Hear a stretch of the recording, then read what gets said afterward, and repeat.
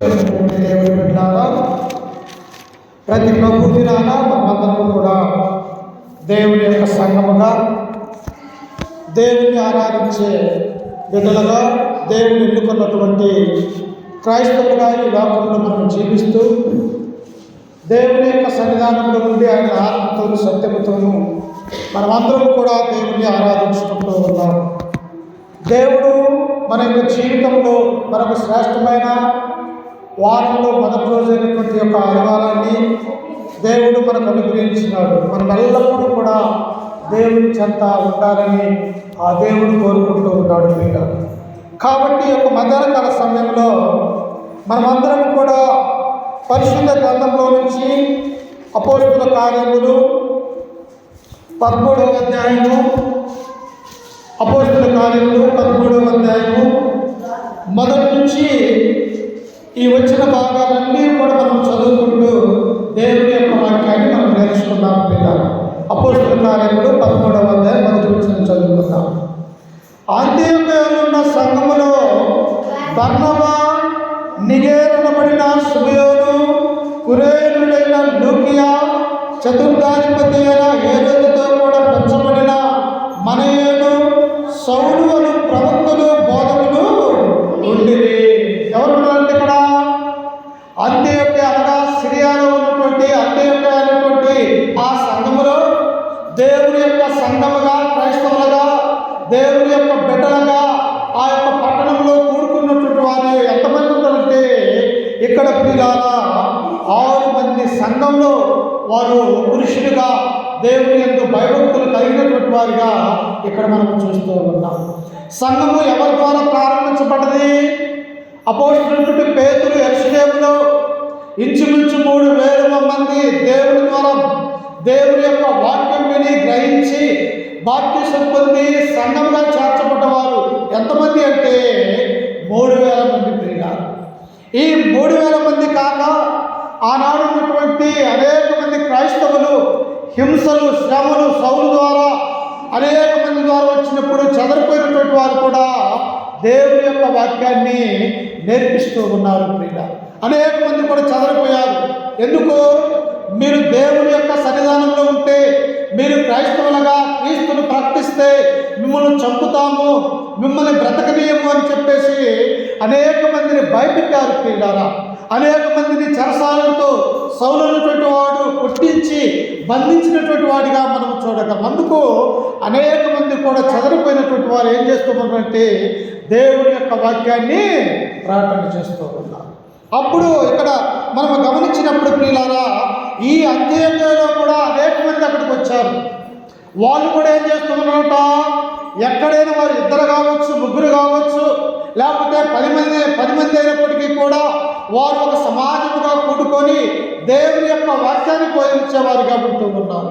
ఎందుకు? దేవుడు ఏమన్నాడంటే, ఎక్కడైతే 2, 3 కూడి నా నామమున ప్రార్థన చేస్తారో వారి మధ్య నేను ఉంటాను. అంటే ఎంతమంది ఉన్నా అది లెక్క కాదు. ఎంతమంది ఉన్నప్పటికీ కూడా మీరు సంఘముగా కూడుకోవాలా, దేవుని యొక్క సన్నిధిలో ఉండాలని దేవుడు మనల్ని కోరుకుంటూ ఉన్నాడు ప్రియులు. అందుకే ఇక్కడ అంత్యోక్యలో కూడా ఎంతమంది ఉన్నారంటే 6 పేర్లు ఇక్కడ మనకు రాయబడ్డాయి ప్రియులారా. ఎవరెవరంటే వాళ్ళు బర్నబా, సుమయోను, లూకియా, అలాగనే మనయేను, సౌలు. వీళ్ళందరూ కూడా సిరియాలో ఉన్నటువంటి అంత్యోక్యలో దేవుని యొక్క వాక్యాన్ని పంచుకుంటూ దేవుని యొక్క సన్నిధిలో వారు నేర్చుకుంటూ వారు ప్రార్థనా జీవితాన్ని వారు కలిగి ఉన్నట్టుగా మనం చూస్తూ ఉన్నాం. ఈనాడు పురుషులైన వారు ఎవరు రావట్లేదు, కానీ ఆనాడు మొదటి శతాబ్ద కాలంలో ప్రియులారా అనేక మంది పురుషులు, స్త్రీలు అందరూ కలిసి దేవుని ఆరాధించేవారిగా ఇక్కడ మనం చూడగలుగుతూ ఉన్నాం. చూడండి, కింద వచనంలో 2వ వచనంలో చదివా.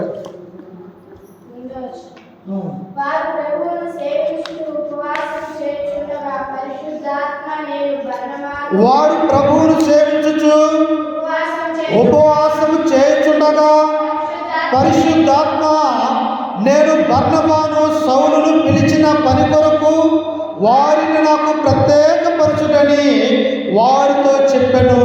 వారందరూ అక్కడ కూడుకుంటూ ఉన్నారు ప్రియులారా.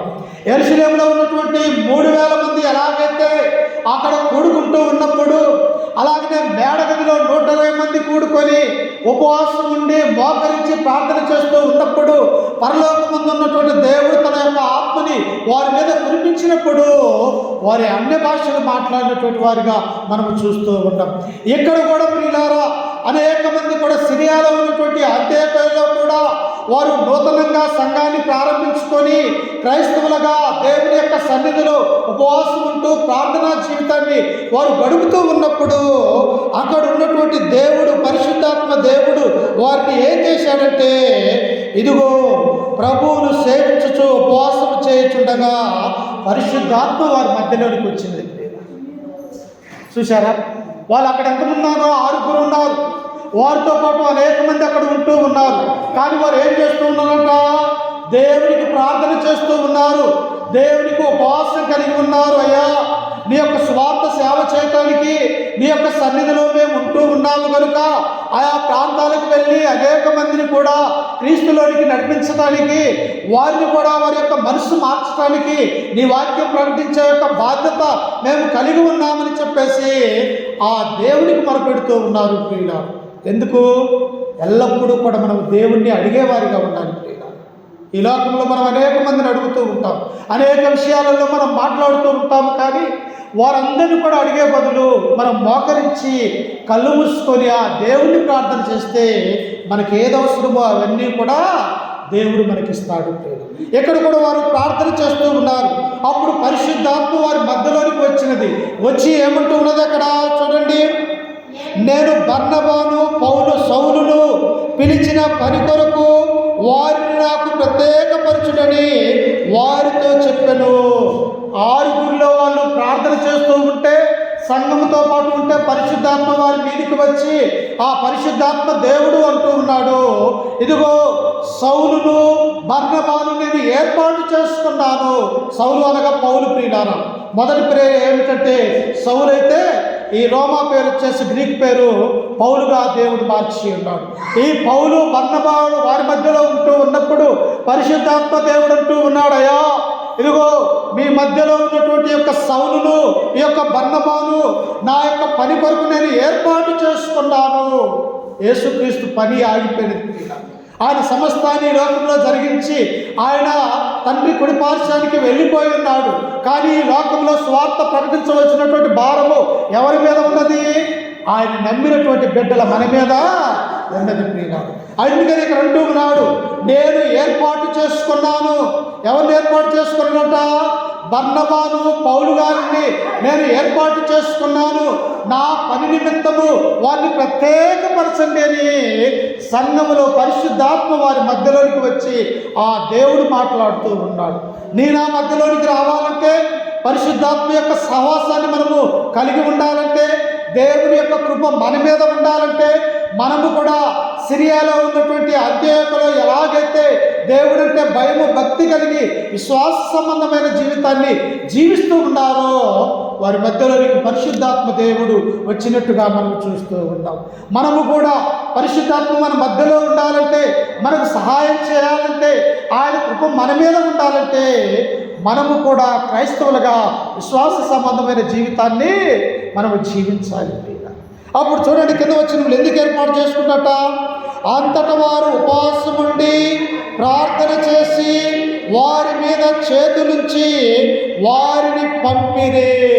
ఎక్కడి నుంచి ఎక్కడికి పంపిస్తూ ఉన్నారంట? సంఘములో నుంచి.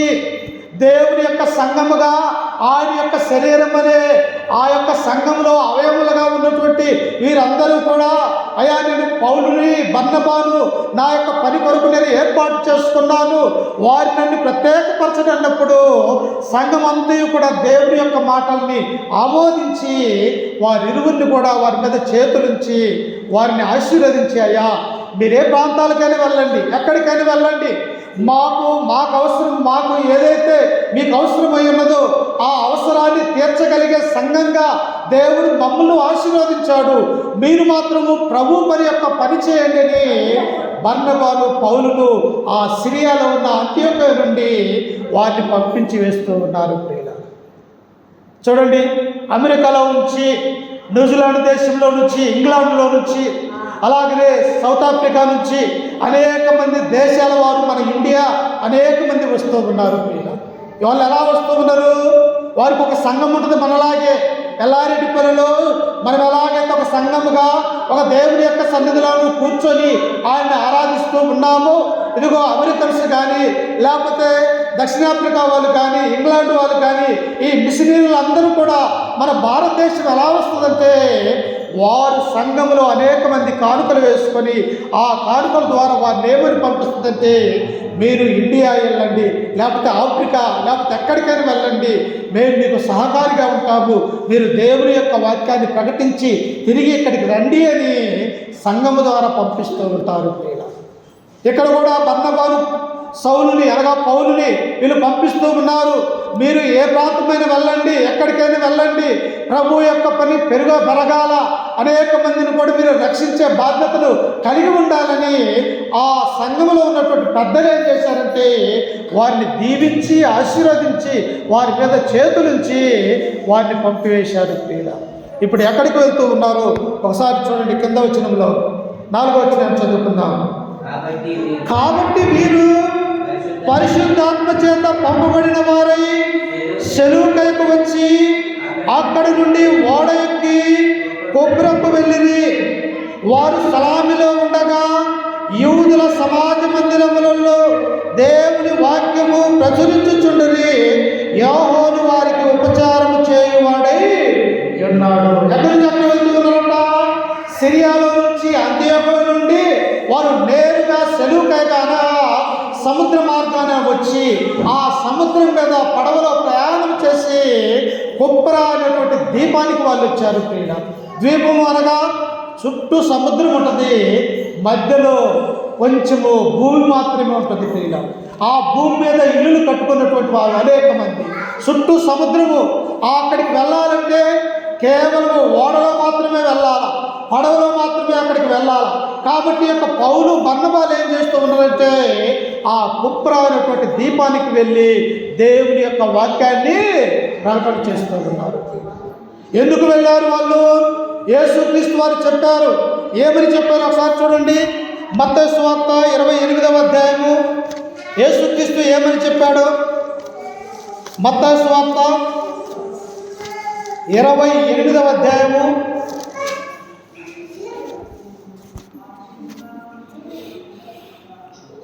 18వ వచనాన్ని చదువుకుందాం. 28:18. అయితే యేసు వారి యొద్దకు వచ్చి పరలోకమందును భూమి మీదను నాకు సర్వాధికారం ఇవ్వబడి ఉన్నది, కాబట్టి మీరు వెళ్ళి సమస్త జనులను శిష్యులుగా చూశారు. దేవుని యొక్క ఆజ్ఞ ఇది.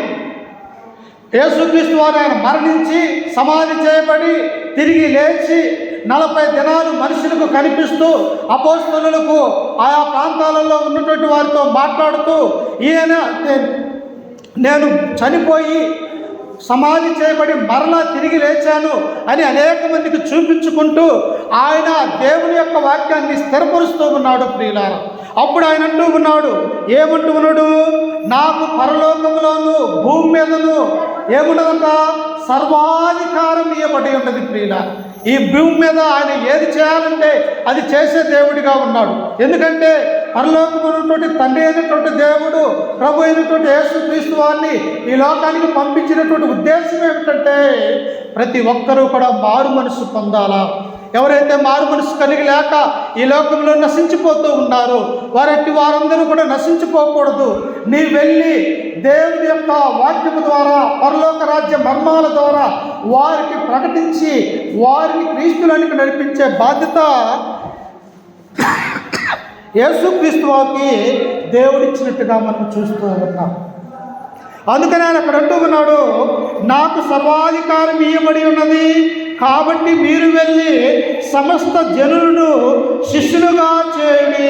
సమస్తమైనటువంటి వారిని, ఒక కులం వాళ్ళని కాదు, వేరే కులమని కాదు, లేకపోతే ఒక జాతిని కాదు, ఇంకొక జాతిని కాదు, ప్రపంచంలో ఉన్నటువంటి ప్రతి మానవాళ్ళని ఏం చేయమన్నాడు దేవుడు? వారికి దేవుని యొక్క వాక్యాన్ని ప్రకటించి నాకు శిష్యులునిగా చేయమని అన్నాడు. ఇక్కడ అపోస్తులైనటువంటి పౌలు గారు బర్నబాకు ఈ కుప్రా ద్వీపానికి వెళ్ళి వారు చేస్తున్నటువంటి పని ఏమిటంటే దేవుని యొక్క వాక్యాన్ని ప్రకటిస్తూ ఉన్నారు ప్రియులారా. ఎందుకు ప్రకటిస్తూ ఉన్నారు?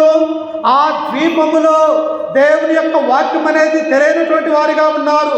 వారికి ఒకవేళ తెలిసిన మోసే ద్వారా ఇచ్చినటువంటి దేవుని యొక్క ధర్మశాస్త్రంలో ఉన్న ఆ విషయాలు తెలిసి ఉండొచ్చు, కానీ ఇదిగో నూతనమైనటువంటి నిబంధన, క్రొత్త నిబంధన, యేసుక్రీస్తు వారి యొక్క లోకానికి వచ్చినటువంటి విషయము, ఆయన ఎందుకు ఒక మానవుడిగా ఈ లోకానికి రావాల్సినటువంటి అవసరత ఎందుకు ఏర్పడది, ఆయన కలువరిగిరిలో ఎందుకు శ్రమ పడ్డాడు, ఆ శిలువ మీద ఎందుకు మరణము పొందాడు, ఆయన ఎందుకు తన యొక్క రక్తాన్ని ఈ భూమి మీద ఆయన కార్చాడు అన్నటువంటి విషయము తెలపాలంటే ప్రియులారా, ఈయన వెళ్ళి ఆ కుప్రా ద్వీపంలో ఉన్నటువంటి వారిని దేవునికి శిష్యులుగా చేసే కార్యక్రమాన్ని మనము చేయాలి. దేవునికి శిష్యులుగా అనగా వెంబడించేవారు శిష్యులు అనగా ఆయనతో అనుసరించేవారు, దేవుని యొక్క ఆలోచనలను, దేవుని యొక్క మాటల్ని వారు అనుసరించే వారిని ఏమంటారంటే శిష్యులు అనేది యొక్క గ్రంథం మనకు సెలవిస్తూ ఉంది. అప్పుడు వీళ్ళు బర్నబా వాళ్ళు ఎక్కడికి వెళ్ళారంటే చూడండి, వారు ఆ ద్వీపమంతటా సంచరించి పాపు అను ఊరికి వచ్చినప్పుడు గారడివాడును అబద్ధ ప్రవక్తనైన బర్యస్సు అను ఒక యూదుని చూసిరి.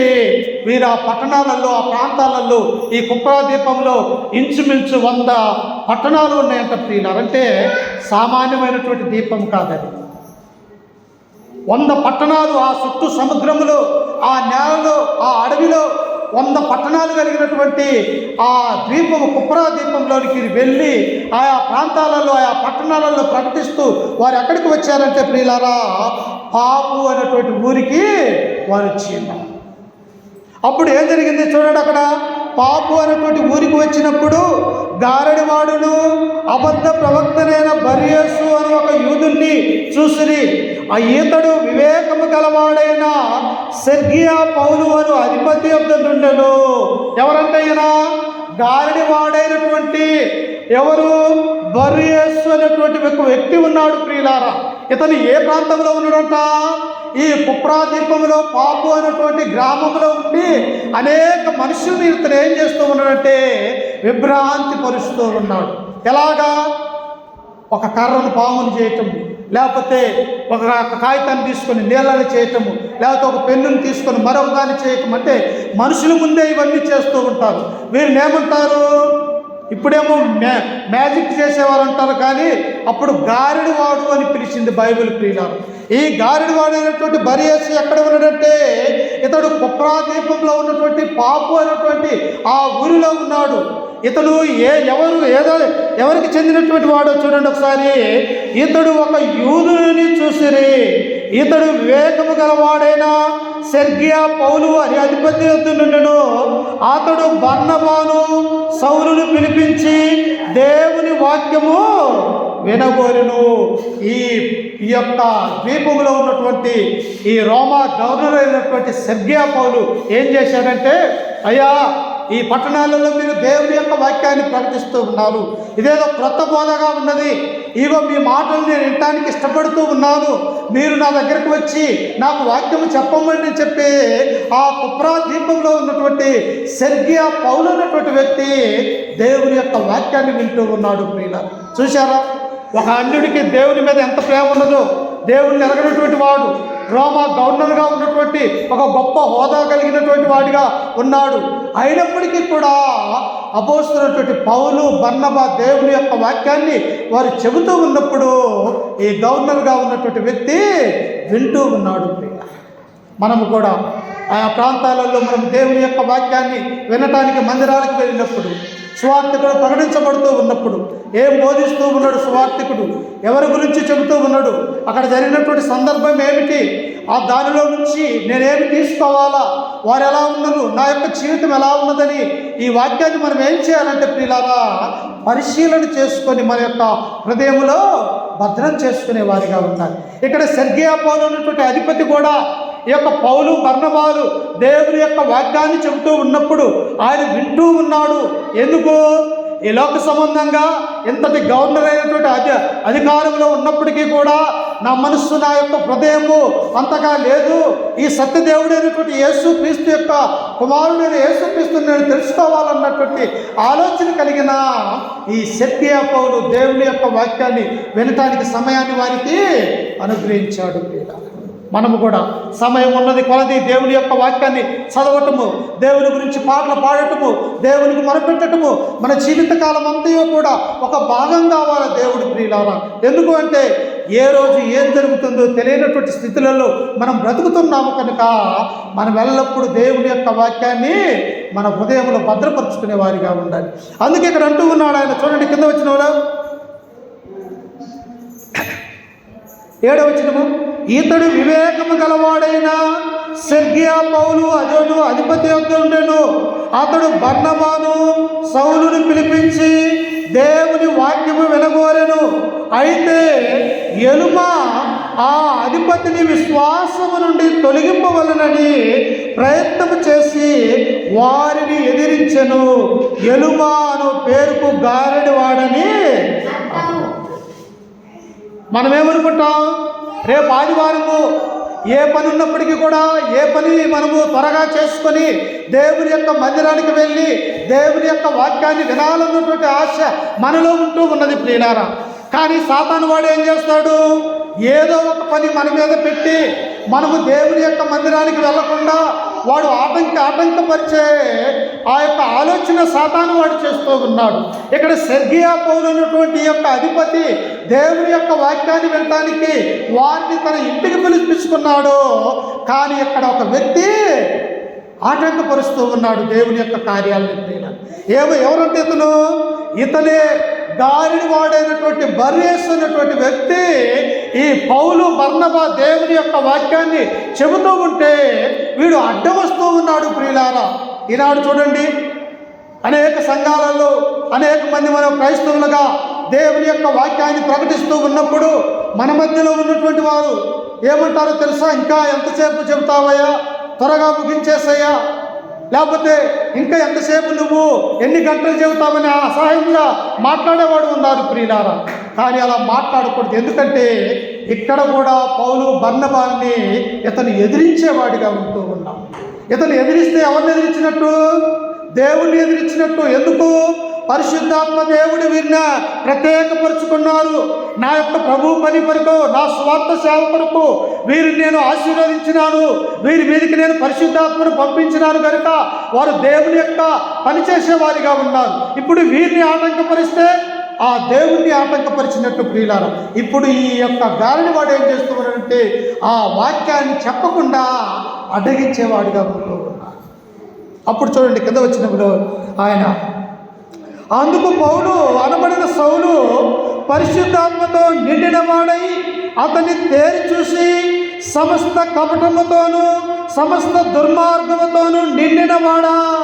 చూశారా, దేవుని యొక్క వాక్యానికి అడ్డగించితే, దేవుని యొక్క పనిని ఆటంకపరిస్తే, దేవుని యొక్క మందిరానికి మనము వెళ్ళే వారిని ఆటంకపరిచినట్టయితే దేవుడు పరిశుద్ధాత్మ ద్వారా మాట్లాడుతూ ఉన్నాడు.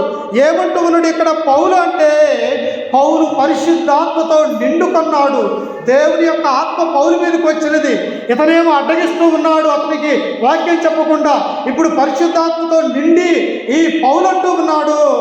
అతన్ని వెళ్ళి ఒక్కసారి చూశాడు ప్రియులారా. తేరి చూడటం అంటే అతని ఎదురుగా ఒక్కసారి చూశాడు. చూసి ఏమంటూ ఉన్నాడు, సమస్త కపటముతోనూ సమస్త దుర్మార్గముతోనూ నిండినవాడా. వారి యొక్క ఆలోచనలు ఎలా ఉన్నాయి? ఎక్కడ సెర్గియా పౌలుకు ఈ వాక్యము చెబితే ఆ గవర్నర్ విని మారు మనసు పొంది రక్షణ పొందితే నేను చేసే గాలిడి విద్యను ఎవరు చూస్తారని వీడి యొక్క ఆలోచన. ఈనాడు కూడా సంఘాలలో మనం చూస్తాం.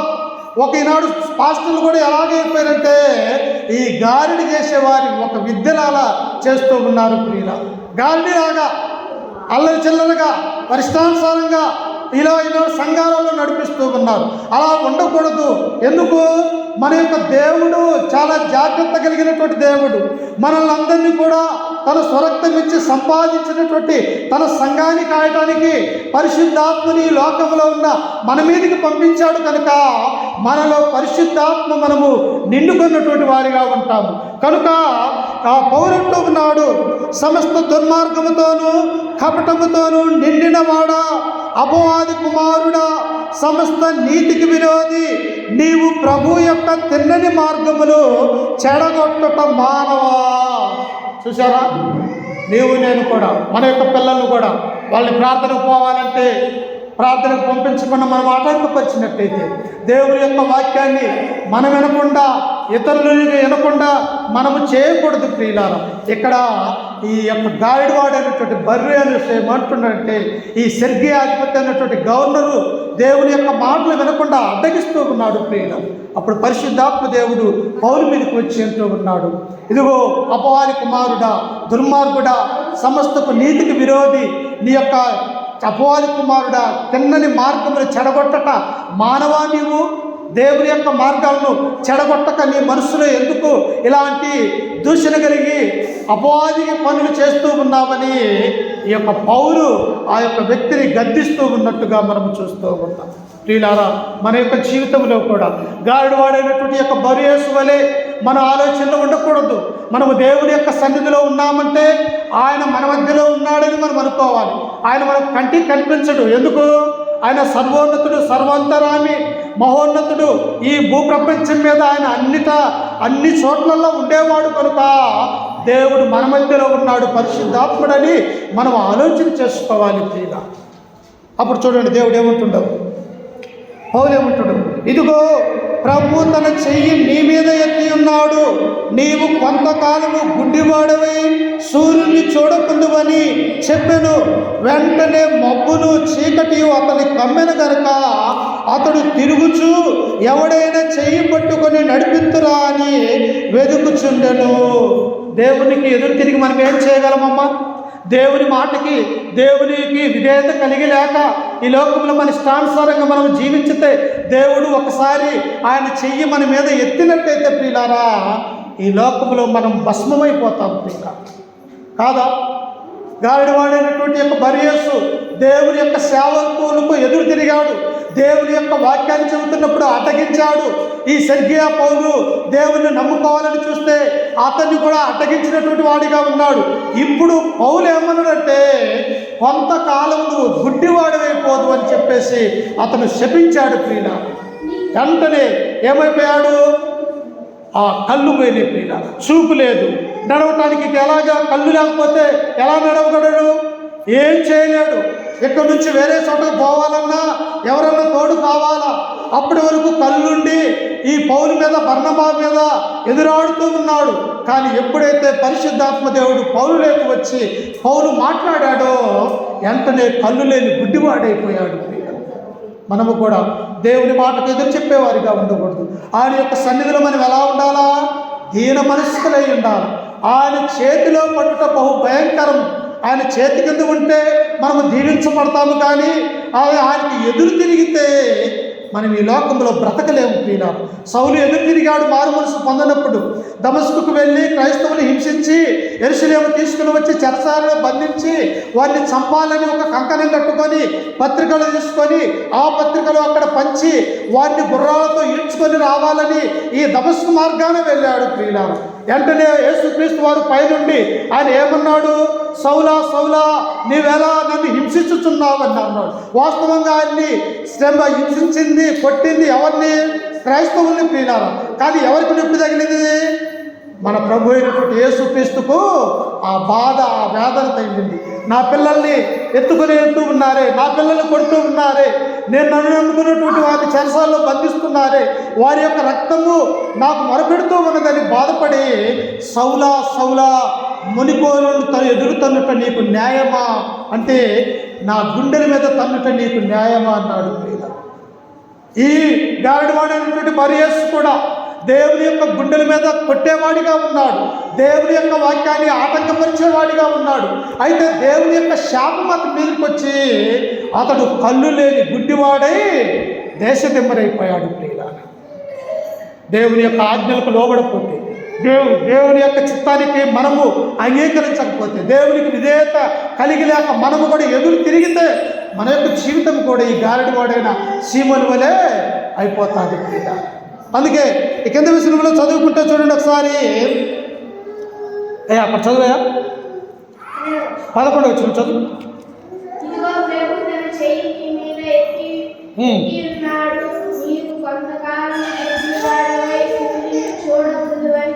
చాలు, ఇక్కడే ఉంటుండు. ఇదిగో ప్రభు తన చెయ్యి నీ మీద ఎత్తి ఉన్నాడు, నీవు కొంతకాలము గుడ్డివాడివై సూర్యుని చూడకుందు అని చెప్పాను. వెంటనే మబ్బును చీకటియు అతని కమ్మెన కనుక అతడు తిరుగుచు ఎవడైనా చెయ్యి పట్టుకొని నడిపింతురా అని వెదుకుచుండని. అంతటా అధిపతి జరిగిన దానిని చూసి ప్రభు బోధకు ఆశ్చర్యపడి విశ్వసించను. చేశాడు. ఎప్పుడైతే ఇతనికి జరిగిందో ఈ విషయము, ఈడు ఇప్పటి వరకు నా మధ్యలో ఉండి నన్ను దేవుని యొక్క వాక్యాన్ని వినకుండా చేసినటువంటి ఇతను వారికి ఎదురు తిరిగినాడు. ఇతను ఇప్పుడేంటి కళ్ళు లేని వాడిగా ఉన్నాడు, గుడ్డివాడైపోయాడు, ఇతడు అసలు ఏమి కనిపించట్లేదు అంటున్నాడు. ఏంటి దేవుని యొక్క అద్భుతము, దేవుని యొక్క సూచక్రియ, దేవుని యొక్క శాపము ఇలా ఉంటుందా అని ఆ గౌరవమైనటువంటి అధిపతి మనసులో భయం ఏర్పడింది, ప్రియ, మనసులో బాధ ఏర్పడింది. అప్పుడు వెంటనే చూసి జరిగిన దాన్ని చూసి ఈ పౌలును బర్నబాను పిలిపించుకొని, అయ్యా మీ దేవుడు గొప్పవాడు, ప్రభు అయినటువంటి యేసుక్రీస్తు వారిని నేను విశ్వసిస్తున్నాను, నేను ఆయన నమ్ముకుంటున్నాను, ఆయన గురించి నాకు వాక్యం బోధించండి అని ఆ అన్యుడైనటువంటి రోమ గవర్నరైనటువంటి సెర్గియ పౌలు దేవుని యొక్క వాక్యాన్ని విశ్వసించినట్టుగా మనము చూస్తూ ఉన్నాం. ప్రియులారా, మన యొక్క జీవితంలో కూడా మనము ఎవరికి కూడా ఆటంకపరిచే విషయాలు మనము చేయకూడదు. ప్రియులారా, దేవునికి ఎదురు తిరిగే విషయాలు మనం మాట్లాడకూడదు, పరిశుద్ధాత్మను మనం దుఃఖపరచకూడదు. ప్రియులారా, దేవునికి ఎదురు తిరిగితే ఏమైపోతాము? దేవుని యొక్క శాపము ద్వారా ఇంచుమించు 6 లక్షల మంది జనం అరణ్యంలోనే దేవుడు చంపివేశాడు. ప్రియులారా, ఇశ్రాయేలు ప్రజలు దేవుని హింసించారు, దేవుణ్ణి అవమానించారు, దేవుణ్ణి దూషించారు. అందును బట్టి ఏం చేశారో తెలుసా? వాళ్ళు ఇశ్రాయేలు ప్రజలందరూ ఐగుప్తు దేశంలో నుంచి కానాను దేశానికి ప్రయాణమై వచ్చిన 6 లక్షల మంది జనము వారి శవాలు అరణ్యములో పిట్టలు రాలిపోయినట్టు రాలు చేశాడు దేవుడు. ఎందుకు? దేవునికి లోబడక, దేవునికి ఎదురు తిరిగి, దేవుని మునిపోలతో ఎదురు తన్నటం చేసిన కార్యక్రమాలు ఆ ఇశ్రాయేలు ప్రజలు చేసి ఎవ్వరూ కూడా ఆ కానాను దేశం చేరలేదు. ప్రియుల, చూడండి ఒకసారి వాళ్ళు ఎలా దేవుని హింసించారో. సంఖ్యాకాండము ఎంత హింసించి ఎంత వేదన పెట్టారో దేవుని. ఒకసారి సంఖ్యాకాండము 11వ అధ్యాయము, సంఖ్యాకాండము 11వ అధ్యాయము మొదటి నుంచి చదువుకుందాం. చదువు. జనులు ఆయాసమును గురించి సనుగుచుండగా అది యెహోవాకు వినబడెను. చూసారా, నీవు ఇక్కడ సనిగితే, దేవుని యొక్క మందిరంలో సనిగితే, లేకపోతే దేవుని యొక్క సేవకుల మీద, నిజమైనటువంటి భక్తుల మీద, క్రైస్తవుల మీద మన యొక్క సనుగుడ సరిగితే అది ఎవరికి వస్తుందట? తండ్రి అయినటువంటి యెహోవా దేవుడికి వస్తుంది. ప్రియులారా, అరణ్యంలో వీళ్ళు సనుగుతున్నారు. ఏంటి ఈ అరణ్యంలో ఈ ప్రయాణాలు ఏంటి? ప్రతిరోజు కూడా మన్నాను తినడం ఏంటి? మాకెందుకు ఈ యొక్క బాధ అని చెప్పేసి ఈ ఇశ్రాయేలు ప్రజలు సనుగుతున్నారు. సరిగినప్పుడు ఏం చేసిండో చూడండి. యెహోవా దానిని వినినప్పుడు ఆయన కోపము రగులుకొనెను. యెహోవా అగ్ని వారిలో రగులుకొని ఆ పాలెములో ఒక కొనను ధరింప సాగెను. ఆ పాలెము అనగా ప్రియులారా 6 లక్షల మంది జనం అక్కడ ఉన్నారు. వీళ్ళు ఏం చేస్తున్నారు? సనుగుతున్నారు దేవుని మీద. ఏంటయ్యా, కొన్ని రోజులలో కానాను దేశానికి నడిపిస్తానని ఐగుప్తు దేశంలో మమ్మల్ని ఉండకుండా ఈ మోషే అహరోనును పంపించి మేమక్కడ బాగా కుండల దగ్గర కూర్చొని కొత్తిమీర గింజలు, దోసకాయలు, చేపలు ఇవన్నీ మేము తినేవారిగా ఉన్నాము. ఈ అరణ్యములో రుచి పసిలేనటువంటి యొక్క మన్నాను మేము తింటున్నాము. మమ్మల్ని ఈ అరణ్యంలో చంపటానికి తీసుకొని వచ్చామని ఆ దేవుడి మీద సరుగుతూ ఉన్నారు. ప్రియులారు, అప్పుడు యెహోవా కోపము ఆ రగులుకొని ఇశ్రాయేలు మీద పాలెం మీదకి వచ్చినప్పుడు ప్రియులారా ఒక కోణం మొదలుకొని ఒకరికొకరు అగ్నితోటి కాలిపోతూ ఉన్నారు. ఎక్కడి నుంచి అగ్ని వస్తుందో తెలియట్లేదు వాళ్ళకి. మనుషులందరూ కూడా కాలిపోతూ ఉన్నారు. ఆ కాలిపోతూ ఉన్నప్పుడు అక్కడ దేవుని యందు భయభక్తులు కలిగినటువంటి మోషే, అహరోను, ఇది ఎలా జరుగుతూ ఉన్నది? దేవునికి వ్యతిరేకమైనటువంటి పని మనలో ఎవరో చేశారు ఇశ్రాయేలులారా అని వారందరూ కూడా ఆశ్చర్యపడుతూ ఉన్నప్పుడు వెంటనే ఇది యెహోవా తన కోపాన్ని మన మీదకి రప్పించాడని ఆ మోసే అహరోను గ్రహించి ఆ కింద వచ్చిన చూడండి ఏమని ఉన్నదో. జనులు మోసేకు మొరపెట్టగా మోసే యెహోవాను వేడుకొనినప్పుడు ఆ అగ్ని చల్లారెను. యెహోవా అగ్ని వారిలో రగులుకొనినందున మోసే ఆ చోటికి తబేరా అని పేరు పెట్టాడు. ఎవరికి ఎదురు తిరుగుతున్నాం మనం? దేవునికి ఎదురు తిరిగి మనం బ్రతకగలమా? నిజమైనటువంటి భక్తి పనుల మీద మనము మాటని మనం ఈ లోకంలో బ్రతకగలమా ప్రియులారా? ఒకసారి ఆలోచన చేయండి. మోసే వచ్చి అయ్యా ఇంత జనము రగులుకొని అగ్నితో కాలిపోతూ ఉన్నారే, కదమంత ప్రజలందరూ కూడా మోసే దగ్గరికి వచ్చారు. మోసే, మనలో ఉన్నటువంటి మన అన్నదమ్ములు, అక్క చెల్లెళ్ళు, మన పిల్లలు అందరూ కూడా యెహోవా కోపానికి ఆడి యొక్క అగ్నికి ఆహుతి రగిలిపోతూ ఉన్నారయ్యా. ఈ శాపాన్ని ఈ యొక్క చనిపోకుండా ఉండాలంటే నువ్వు మాత్రమే దేవుణ్ణి వేడుకోవాలా, మా మాట వినడు. ఎందుకు అంటే మేము ఆయనకు ఆయాసకరమైనటువంటి మాటలు మేము సరిగాము గొనిగాము ఆయన మీదని వాళ్ళు చెప్పినప్పుడు ప్రియులారా, ఈ మోసే ఏం చేశాడంటే దేవునికి మొరపెడుతూ ఉన్నాడు. అయ్యా అబ్రహాము దేవుడా, ఇస్సాకు దేవుడా, యాకోబు దేవుడా, నీవు నా తండ్రి అయినటువంటి అబ్రహాముకు చేసిన ఆ నిబంధనలు ఒకసారి జ్ఞాపకం చేసుకొని నీ కోపంను చల్లార్చుకోయా. ఈ ప్రజలు ఈ అరణ్యంలోనే చనిపోయినట్టయితే ఆ ఐగుప్తు రాజు అయినటువంటి అన్యులు వాళ్ళందరూ కూడా ఏమంటారో తెలుసా? అయ్యా మీ దేవుడు ఐగుప్తులో ఉన్న మా దేవుళ్ళు మీ జనాన్ని రక్షించాడు, కానీ మీ దేవుడు అనుకొని మీరు ప్రయాణం అయిపోతే మిమ్మల్ని అరణ్యములోనే దహించి వేశాడు. మీ దేవుడని అన్ని రాజులు మన మీద ఉంటారని ఈ మోసే దేవుని ఏడుకున్నప్పుడు ప్రియులారా, దేవుడు తన కోపాన్ని తీసివేసుకొని వారి మీద దేవుడు ఆశీర్వాదాలు కుమ్మరించాడు ప్రియులారా. ఇంకా చూడండి, ఇంకా వారికి ఇశ్రాయేలు ప్రజలకు ఇక్కడ తెలివిలేనట్టుగా చూస్తూ ఉన్నాం. 4వ వచనంలో చూడండి ఒకసారి. వారి మధ్యనున్న మిశ్రత జనము మాంసాపేక్ష అధికముగా కనపరచగా ఇశ్రాయేలీయులను మరలా ఏడ్చి, చూశారా, ఒకసారి దేవుడి మీద ఏడ్చి సనుగుకొని కోప్పడి ఆ దేవుణ్ణి తిట్టుకుంటే యెహోవా దేవుడు పరలోకంలో నుండి ఈ భూమి మీద అనగా ఇశ్రాయేలు ప్రజల మీదకి అగ్నికి వేస్తే అగ్నిలో కాలిపోయినటువంటి ప్రజలను మనం చూశాం. ఇంకా వీళ్ళకి తెలివి లేదా? ఇంకా వీళ్ళకి జ్ఞానం రాలా? దేవుడంటే భయం లేలా? వారిలో ఉన్నటువంటి మిశ్రిత జనమనగా దేవుడంటే అవిధేయత కలిగినటువంటి జనము వారి మధ్యలో ఉండి వారు దేని కొరకు ఏడుస్తున్నారంటే చనిపోయినటువంటి వారి కొరకు ఏడవట్లే, వారు దేని కొరకు ఏడుస్తూ ఉన్నారట. చూడండి అక్కడ, వారు ఏడ్చి మాకెవరు మాంసము పెట్టెదరు. దేనికోసం ఏడుస్తున్నట్టు ఇశ్రాయేలు ప్రజలమ్మా? మాంసం కోసం ఏడుస్తూ ఉన్నారు, అంటే తిండి కోసం ఏడుస్తూ ఉన్నారు. దేవుడు ఏమన్నాడో తెలుసా? నీవు అధిక తిండిపోతువైతే నీ గొంతుకు కత్తి పెట్టుకో అన్నాడంటే, కత్తి అంటే నిజమైనటువంటి కత్తికి కాదు, కానీ నీవు తిండి తగ్గించుకో అని చెప్పేసి దేవుడు అన్నాడు. ఎందుకు? తిండిపోతులు కూడా దేవుని రాజ్యానికి వారసులు కారు. ఎందుకు? అధిక తిండి తినటం వలన నిద్ర వస్తుంది, నిద్ర వచ్చటం వల్ల సోమర్తనం వస్తుంది. కాబట్టి తిండి కూడా తగ్గించుకొని బ్రతకాలని దేవుడు చెప్పాడు. అందుకే ఇక్కడ ఏమంటున్నాడు?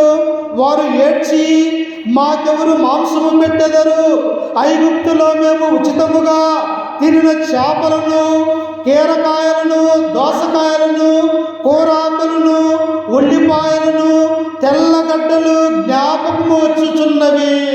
వాస్తవంగా ఏ జ్ఞాపకం రావాలి ఇశ్రాయేలు ప్రజలకి? వారి శ్రమ జ్ఞాపకం రావాలి. ఎందుకు? ఐగుప్తు దేశంలో ఫరో ఎట్టి శాఖని చేపించాడు ప్రియులారా. అనేకమైనటువంటి పట్టణాలు వాళ్ళ ద్వారా ఇటుకలు గడ్డి మోపించి కట్టెలు మోపించి ఇటుకలు కాల్చి ఆ పని చేయలేక వారు నైటు పగులు ఆ భార్యాభర్తలతో ఏడుస్తూ ఉంటే ఆ ఏడుపు మూలుగు విని దేవుడు మోసేను అహరోనును వాళ్ళ మధ్యకు పంపించాడు. కానీ వీళ్ళు దేనికి ఏడుస్తూ ఉన్నారు? మేము ఐగుప్తు దేశంలో తిన్నటువంటి ఉల్లిపాయలు, దోసకాయలు, చేపలు మేము కొండ దగ్గర కూర్చొని తినేవాళ్ళగా ఉన్నామే, ఈ అరణ్యంలో మాకు మాంసం ఎక్కడిది అని మాంసం కోసం ఏడుస్తూ ఉన్నారు. ఈనాడు కూడా దేవుని యొక్క ఆ యొక్క మందిరాలకి లేకపోతే ప్రార్థన జరిగే సమయానికి వెళ్ళినప్పుడు ముందు దేవుడి యొక్క సన్నిధిలో కూర్చొని వాక్యం విందు. అక్కడ ఏం వంట వండుతున్నారు? అక్కడ ఏం వంట జరుగుతుంది, ఎప్పుడు వంట పెడతారా అని ఎదురు చూసేవారిగా ఈనాడు అనేక మంది ఉంటూ ఉన్నారు. ముందు దేవుని యొక్క వింటే ఆ తర్వాత దేవుడు నీకు ఆత్మ సంబంధమైనటువంటి ఆహారాన్ని అయినా సిద్ధం చేసి ఉంటాడు.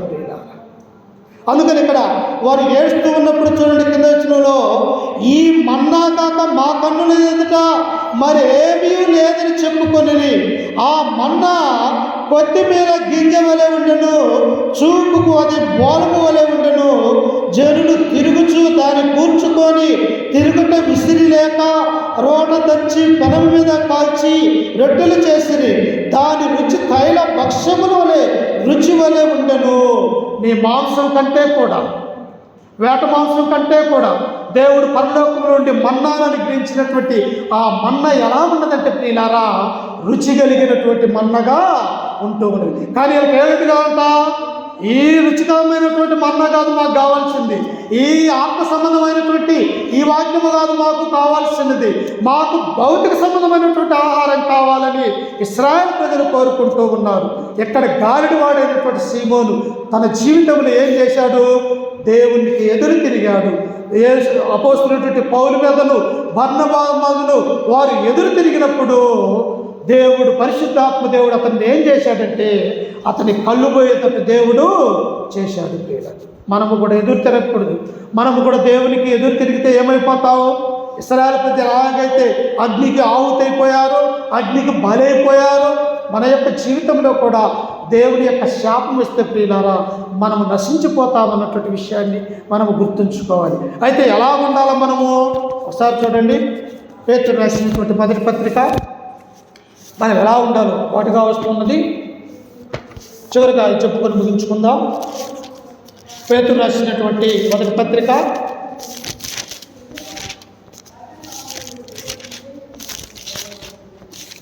5వ అధ్యాయము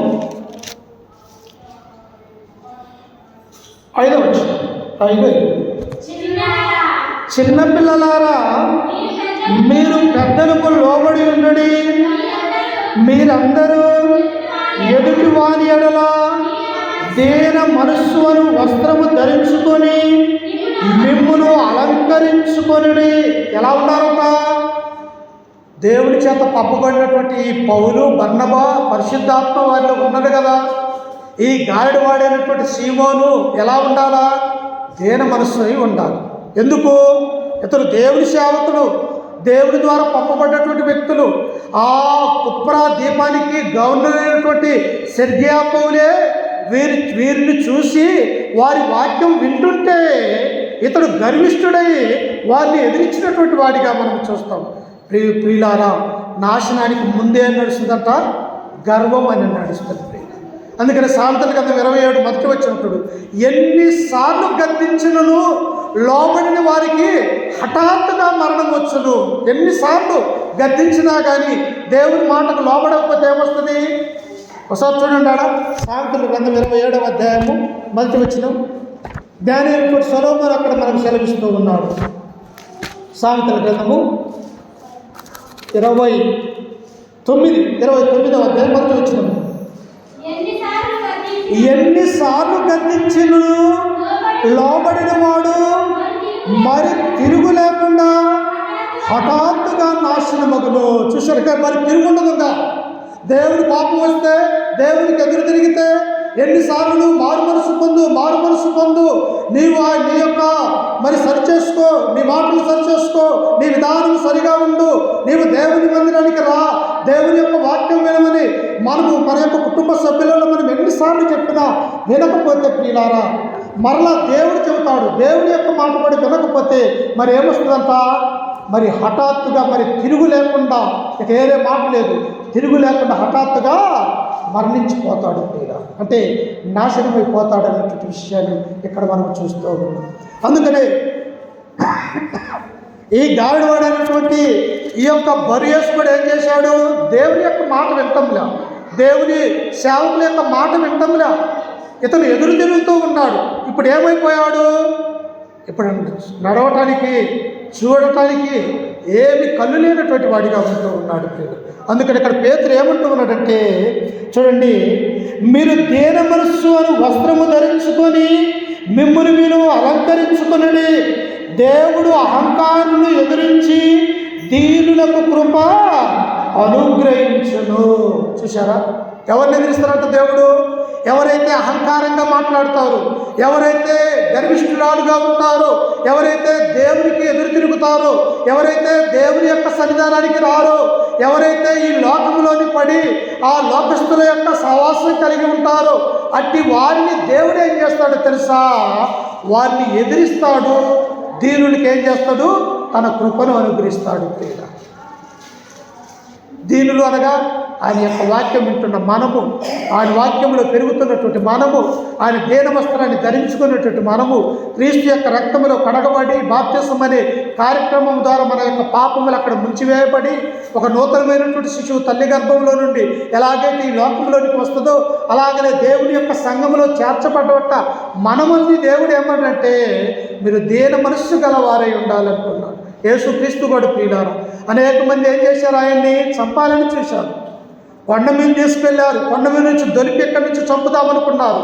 కానీ ఆయన ఏం చేశాడంటే వారందరినీ కూడా పక్కకు తీసేసి ఆయన త్రోవని ఆయన వెళ్ళిపోయాడు. ప్రియులు, ఆయన కొడుతున్నప్పటికీ కూడా, హింసిస్తున్నప్పటికీ కూడా ఆయన మీద శిలువ పోసి ఆయన్ని పిడిగుద్దులు గుద్ది ఆయన ముఖం మీద ఉమ్మి వేసి నిన్ను ఎవడు కొట్టాడో చెప్పమని అభాషణ చేసినప్పటికీ కూడా దేవుడు ఎలా ఉన్నాడంటే దేన మనస్సు కలిగి ఉన్నాడు. ప్రియులు, శిలువలో అంత బాధపడుతూ ఉన్నాడు. శిలువ మీద వేదన పడుతూ ఉన్నాడు. ఒక పక్క చేతులలో రక్తము, కాళ్ళల్లో రక్తము, ప్రక్కలో రక్తము, తల మీద ముళ్ళ కిరీటం పెట్టి తల నుంచి రక్తము, ఇన్ని రక్తాలు తన శరీరంలో నుంచి బయటపడుతున్నప్పటికీ కూడా ఆయన నోరు తెరిచి ఒక్క మాట కూడా మాట్లాడలేదు. అందుకనే దేవుడు అంటాడు, వదకు తేపడిన గొర్రెవలి ఆయన మౌనముగా ఉండెను అని యెషయా ప్రవక్త మనకు సెలవిస్తాడు. అంటే వదకు తేపడి అంటే కొన్ని నిమిషాలలో అతను చంపేయటానికి సిద్ధంగా ఉన్నాడు. కానీ ఆ గొర్రె ఎలా ఉంటుందో తెలుసా? మౌనంగానే ఉంటుంది. ఎందుకు? సహిస్తూ ఉన్నది. దేన మనస్సు అనే వస్త్రాన్ని ధరించుకున్న దానికి సాదృశ్యంగా ఉన్నది. యేసుక్రీస్తు కూడా దేన మనస్సు అనే వస్త్రాన్ని ధరించుకోవాలనే తన రక్తం ద్వారా ఈ భూమి మీద ఉన్నటువంటి ప్రతి మానవాన్ని రక్షించాలని ఉద్దేశం కలిగి ఉన్నాడు కనుక ఒక గొర్రె వలె ఆయన మౌనముగా ఉన్నట్టుగా మనం చూస్తూ ఉన్నాం. అందుకని ఇక్కడ ఏమన్నాడు ఆయన? దేవుడు అహంకారులు ఎదిరించి దీనులకు కృప అనుగ్రహించును. దేవుడు తగిన సమయమున మిమ్మల్ని హెచ్చించినట్లు ఆయన బలిష్టమైన చేతి కింద దీన మనస్సుకులై ఉండాలి. ఎలా ఉండాలట? ఈ గారడివాడైనటువంటి సీమోను ఎలా ఉన్నాడు? దేవుని సేవకుని ఎదిరిస్తున్నాడు, సెర్గియా అధిపతిని ఎదిరించాడు, దేవుని పరిశుద్ధాత్మను ఎదిరించాడు. అతను ఏమైపోయాడు? ఎదిరించి చూపులేనటువంటి వాడిగా అయిపోయాడు. అదే దేన మనస్సు కలిగి ఉంటే, అదే దేవుడంటే భయం, భక్తి, విశ్వాసం కలిగి ఉంటే తన కళ్ళు బాగుండేవి కదా.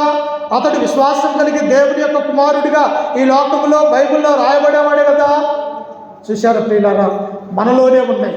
గర్విష్ఠులుగా ఉందామా? దేవునికి దూరమైపోయినటువంటి వారిగా ఉందామా? లేకపోతే యేసుక్రీస్తు వలె దేన మనస్సు కలిగినటువంటి వారిగా మనం ఉండాలని ఈ వాక్యం మనకు సెలవిస్తూ ఉంది. ఎందుకంటే మనం దేన మనస్సు కలిగి ఉంటే ఏమిస్తారంటే దేవుడు తగిన సమయమందు మిమ్మల్ని హెచ్చించినట్లు ఆయన బలిష్టమైన చేతి కింద దీన మనస్కులై ఉండుడి. దీనత్వం కలిగి ఉంటే నిన్ను రాజును చేయడానికి దేవుడు సిద్ధంగా ఉన్నాడు. ఆయన చేతి కింద నువ్వు ఆయనలో ఉంటే, క్రీస్తులో ఉంటే నిన్ను ఎక్కలేని పర్వతాన్ని దేవుడు ఎక్కిస్తాడు. ప్రియుల, యేసేపు ఎలా ఉన్నాడు? ఐగుప్తు దేశానికి బానిసగా అమ్మబడి పోతీఫరు యొక్క ఇంటిలో ఉన్నాడు.